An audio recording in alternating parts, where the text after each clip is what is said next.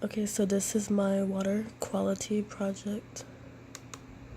Some of the contaminants I decided to research from the Irving water was the coliform bacteria. Most of this doesn't cause disease. However, rare strains of E.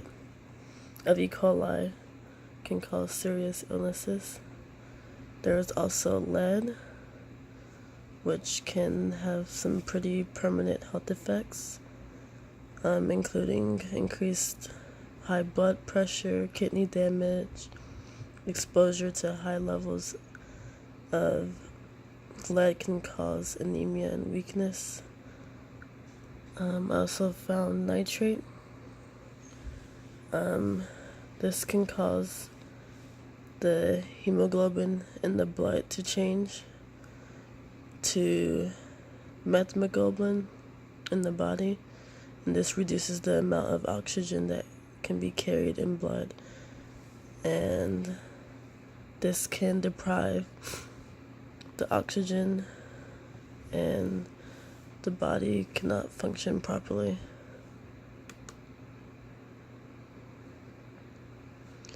So the chloroform,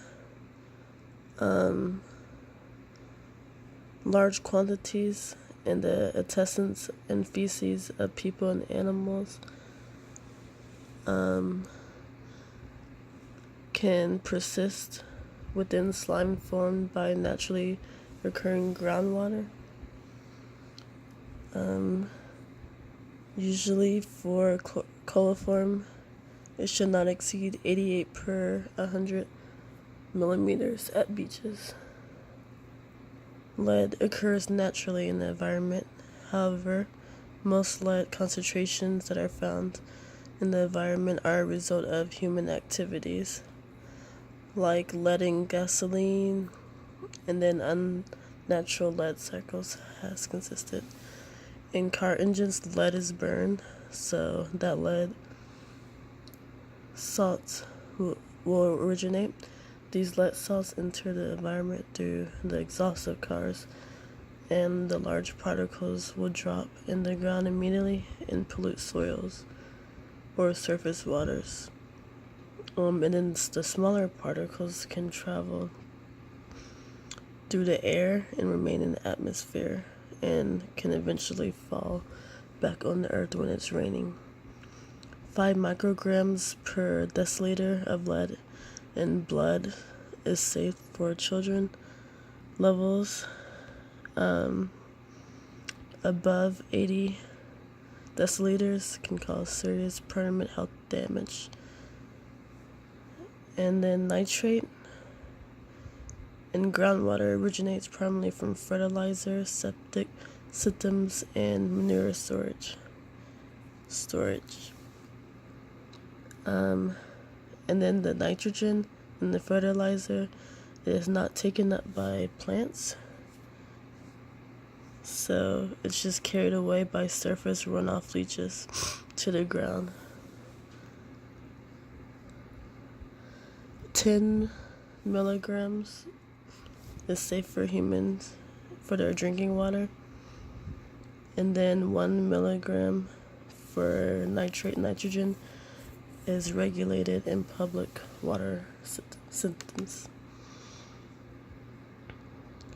Some ways that everyone can help reduce these contaminants are by recycling used items, minimizing chemical use, keeping their car maintained to reduce pollution from oil leaks, reduce water use, and then also participate in cleanup methods.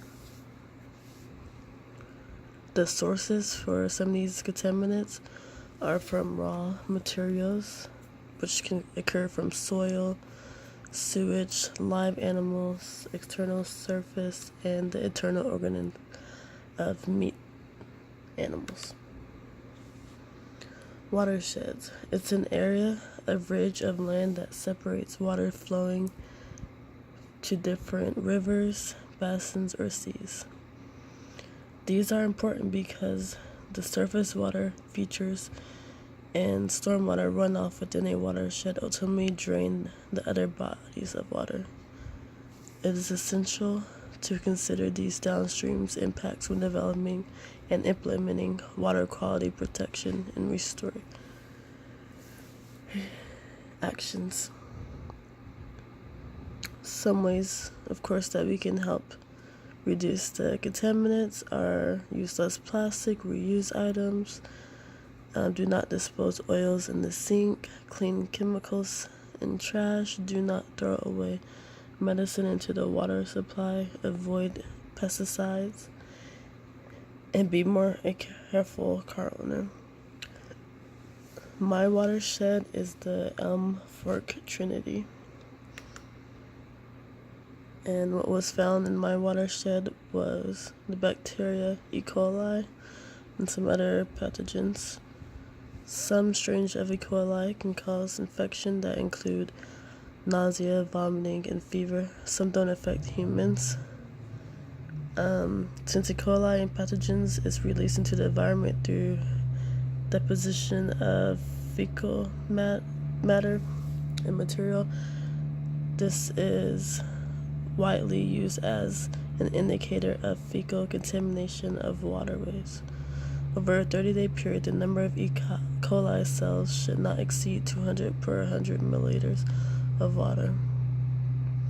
The sources of E. coli is commonly found in cows and other animals. Meat becomes contaminated during slaughter when infected animal intestines or feces come in contact with the carcass.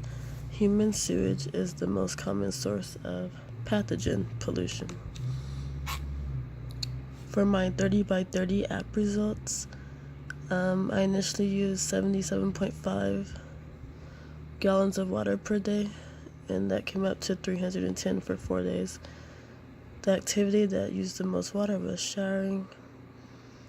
Some tips that I learned that can reduce my water usage was turning off the tap while brushing my teeth, turning off the tap while washing my hands, reusing pasta cooking liquid, going to the car wash, and waiting until the dishwasher is full to start.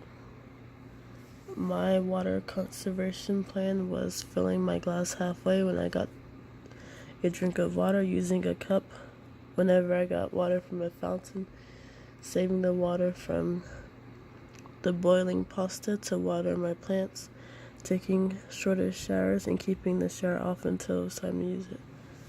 I saved 25 gallons of water, and we're excited.